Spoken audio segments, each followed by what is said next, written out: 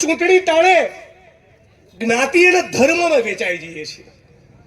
કોળી પટેલ થઈ જઈએ, આદિવાસી અને દલિત થઈ જઈએ, કડવાને લેવા થઈ જઈએ, આહિર થઈ જઈએ, ઉત્તર ગુજરાતમાં માલધારી અને ચૌધરી થઈ જઈએ.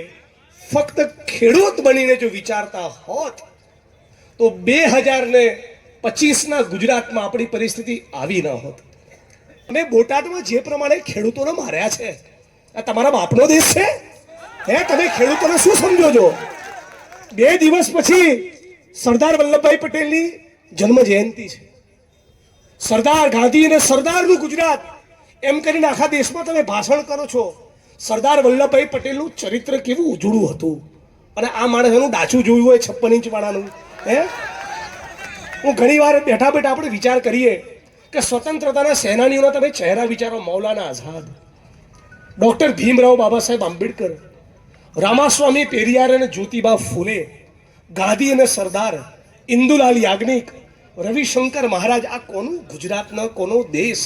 અને આ શું ફૂટેલી કારતૂસોને માથે બેસાડી છે? 25-30 વર્ષથી આ ચોરોને માથે બેસાડ્યા. હવે તો ગુજરાતીઓ જાગો. ખેડૂત, ખેતી અને ગામડાને બરબાદ કરીને તમે જે વિકાસ કર્યો છે એ કોઈ પણ સંજોગોમાં કૃષક આંદોલન અને કોંગ્રેસ પાર્ટી ચલાવવાની નથી.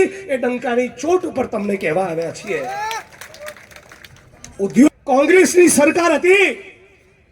ઉચ્છંગરાય ઢેબરે આજ સૌરાષ્ટ્રમાં 12 લાખ એકર એટલે કે 25 લાખ વીઘાથી વધારે જમીન પટેલ સમાજ અને ગણોતિયાઓને આપી.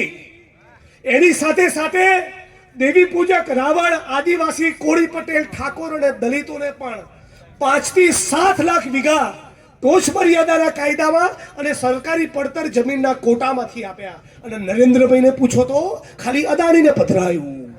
ચૂંટણી વખતે મહેરબાની કરીને ભૂલી જજો કે તમે ગઢવી અને ચારણ છો, તમે દલિત અને આદિવાસી છો. ફક્ત ખેડૂત તરીકે તમારું હિત વિચારશો તો 2027નું ગુજરાત એ જુદું ગુજરાત હશે.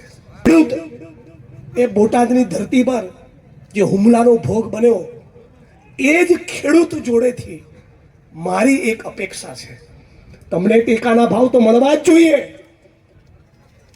કરા પડે, અતિવૃષ્ટિ થાય, પાક તમારો બરબાદ થાય, એનું વળતર મળવું જ જોઈએ. ખોટી માપણી રદબાતલ થવી જ જોઈએ. પણ તમે જ્યારે તમારી પર બોટાદની પોલીસ હુમલો કરે અને તમે જ્યારે કહેતા હોવ છો ખોટું થયું, ત્યારે હે બોટાદવાસીઓ, તમારે એ પણ કહેવું પડે કે 17 વર્ષના આર્યન નામના મુસ્લિમ છોકરાને બોટાદની પોલીસે કસ્ટડીમાં 8 દિવસ નગ્ન કરીને માર્યો. એ પણ અમે બોટાદવાસીઓ ચલાવવાના નથી. આવો જે દિવસે કહેશો એ દિવસે આ દેશમાં બંધારણ લાગુ પડશે.